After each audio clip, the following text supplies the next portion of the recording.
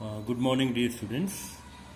Today we will take the factors affecting the resistivity. कि कौन कौन से फैक्टर्स हैं जो रेजिस्टिविटी को अफेक्ट करते हैं। तो फैक्टर्स अफेक्टिंग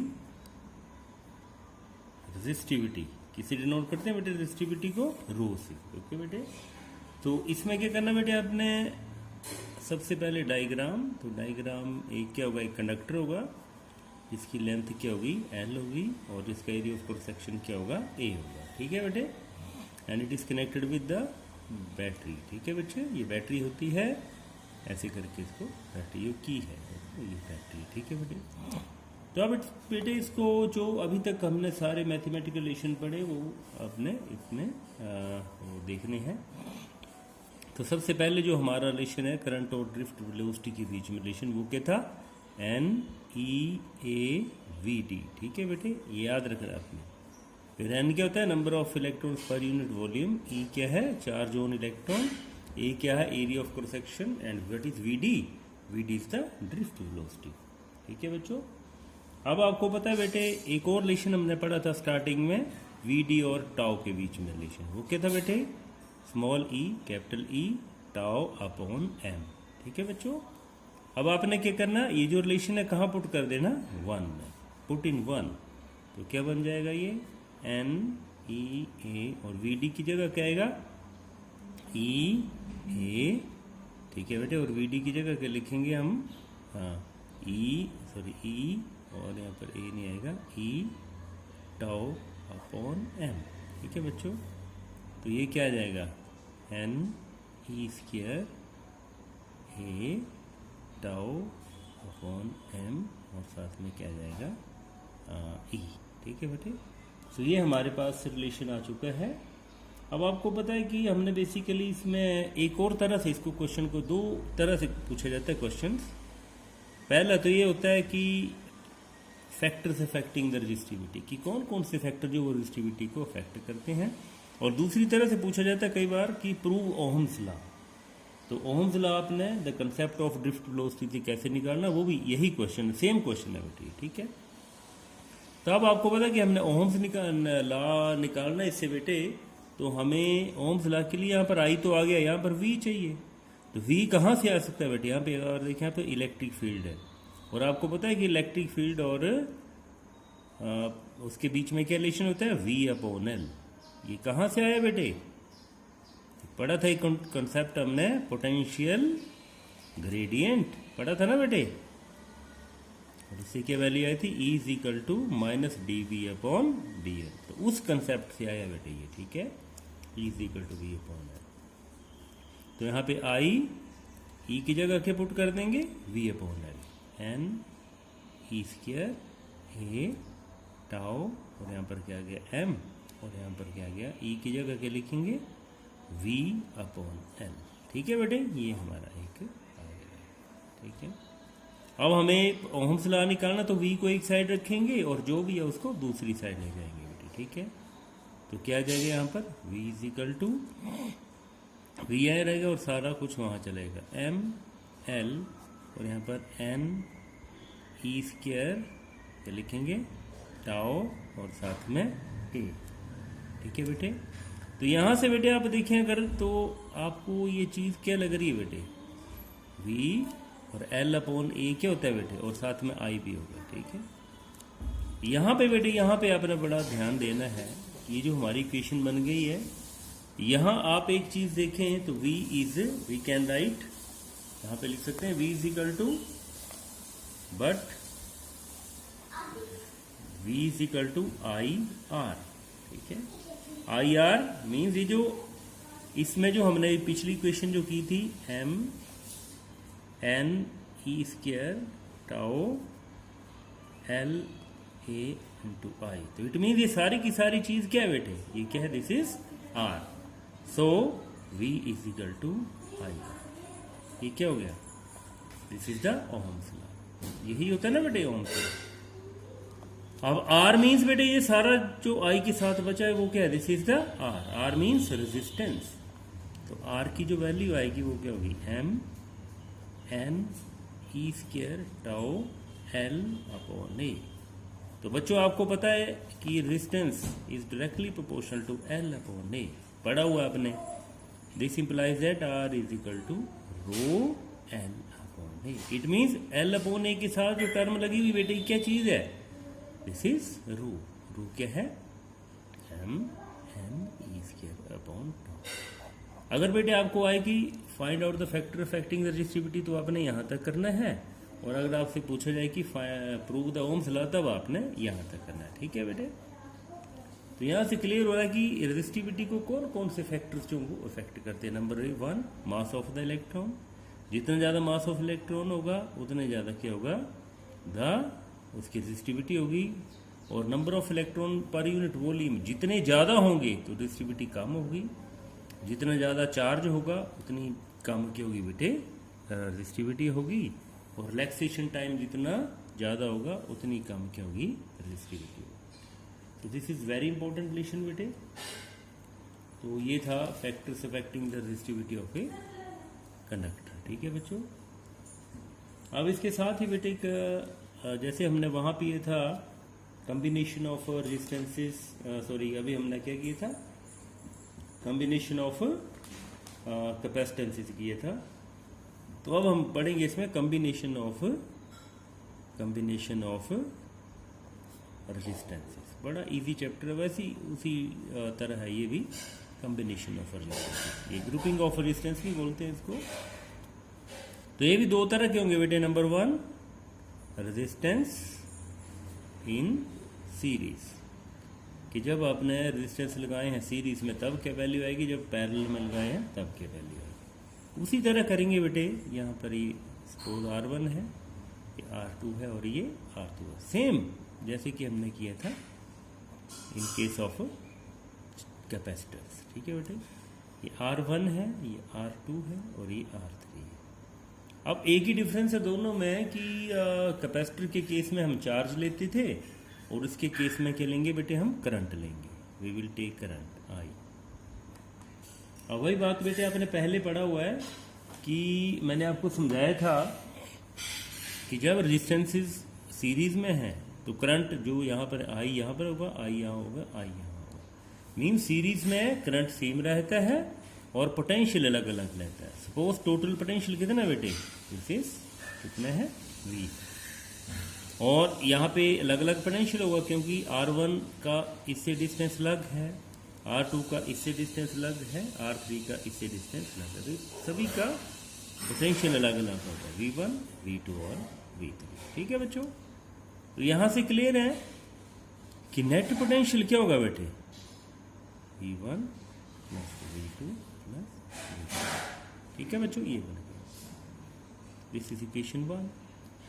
अब आपको पता है कि पोटेंशियल का जो ओम्स लॉ के अकॉर्डिंगली क्या रिलेशन था, V is equal to I R. I तो सेम है बेटे। अब जब नेट पोटेंशियल होगा तो यहाँ पर नेट रेजिस्टेंस होगी, उसको हम RS लिख लेते हैं। जैसे हमने कैपेसिटेंस के केस में क्या लिखा था, CS।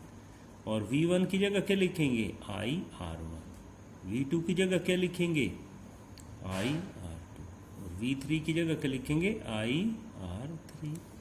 तो क्या आ जाएगा यहाँ पर, I RS is equal to I R1 plus I R2 plus I R3। ठीक है बेटे, तो यहाँ से आई कट जाएगा और आपके पास क्या बचेगा, RS। Means net resistance in series is equal two plus R2 plus R3। ठीक है बेटे, very important and very easy topic I think, है ना, कोई प्रॉब्लम नहीं इसमें। तो आगे बेटे रेजिस्टेंस इन सीरीज। अब अगर हम क्या करेंगे next, resistance in parallel. Resistance in parallel, उसके लिए बेटे रेजिस्टेंस इन पैरेलल। ठीक है बेटे, इसमें क्या करेंगे, ये एक रेजिस्टेंस है, दूसरा रेजिस्टेंस है, जरूरी नहीं हम ज़्यादा बेटे ज़्यादा से ज़्यादा भी इसमें यूज़ कर सकते हैं। तो वो समझाने के लिए आपको बताया गया है कि इसमें 3 है, there can be number of resistances. ये क्या गया बेटे, यहाँ पे की लगाएंगे और ये। अब मैंने आपको पहले कहा था कि रेजिस्टेंस जब या कैपेसिटेंस जब पैरेलल में होते हैं तो उनमें पैरेलल में चार्ज सेम रहता है और यहाँ पर क्या रहेगा, करंट सेम रहेगा। सपोज नेट करंट आई था बेटे, तो यहाँ पे पोटेंशियल सेम रहेगा बेटे और करंट क्या हो जाएगा इसमें अलग अलग होगा। I1 यहाँ पे I2 और यहाँ पे I3, ठीक है। करंट अलग अलग होगा, ऐसे दिख रही है, यहाँ से क्या हो जाएगा, स्प्लिट हो जाएगा बेटे करंट, लेकिन सभी में पोटेंशियल क्या होगा, सेम बेटे उसी की तरह जैसे हमने किया था ग्रुपिंग ऑफ कैपेसिटर्स। तो यहाँ से हमें क्लियर है कि I इज इक्वल टू क्या होगा, I1 plus I2 plus I3, ठीक है बेटे। अब ओहम्स लॉ ही हम यहाँ पे यूज करेंगे, तो हमें पता है V is equal to IR, तो यहाँ पे I की वैल्यू क्या होगी, V अपॉन R, ठीक है। और जब नेट करंट होगा तो यहाँ पर क्या लेंगे, नेट रेजिस्टेंस। तो नेट रेजिस्टेंस क्या आएगी बेटे, इसे आप क्या लिखेंगे, RP. RP resistance mean resistance in parallel. Similarly I1 क्या होगा, V अपॉन R1, I2 क्या होगा, V अपॉन R2, I3 क्या होगा, V अपॉन R3। यहाँ पे क्या होगा, याद रखना, number 1 potential is same and current is different, ठीक है बेटे, अलग अलग।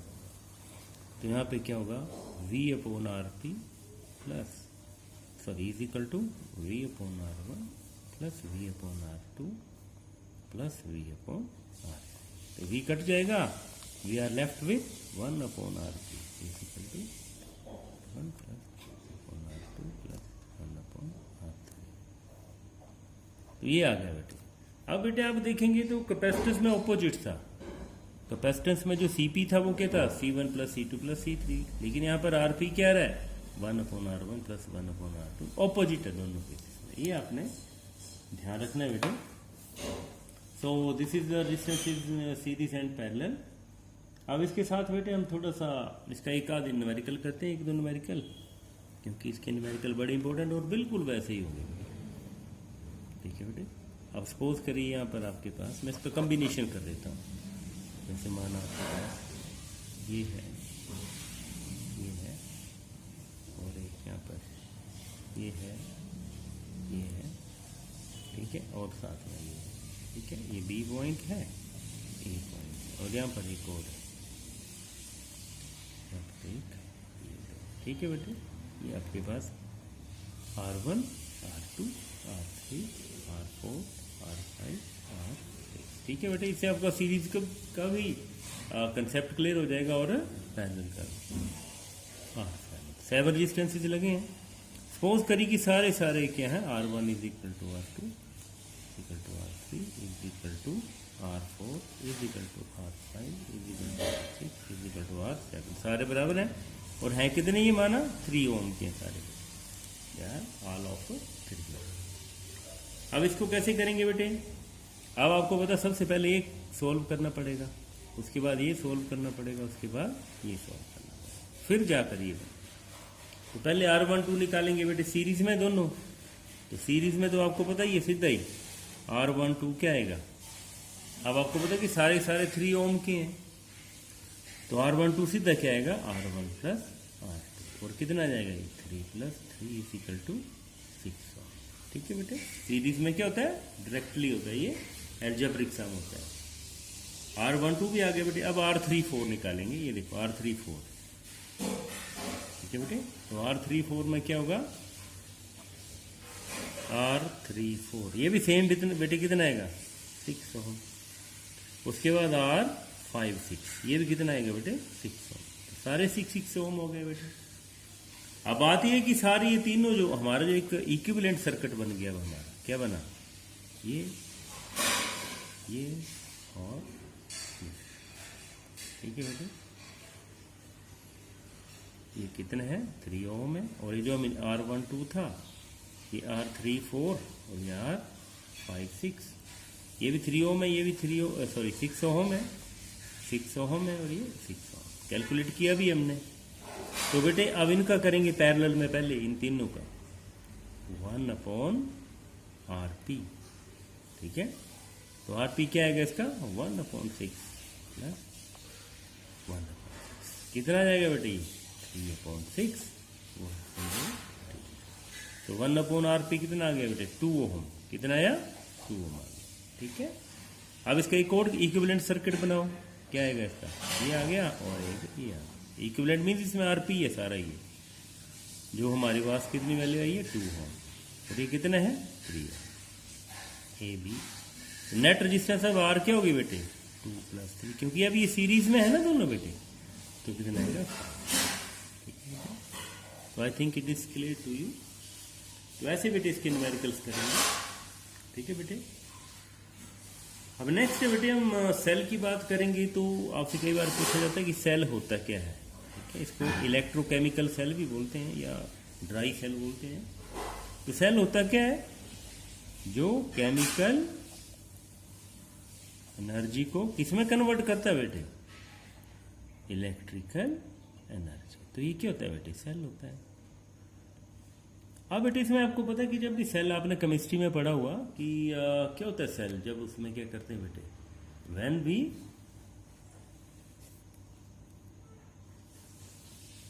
जब इसमें हम क्या करेंगे बेटे,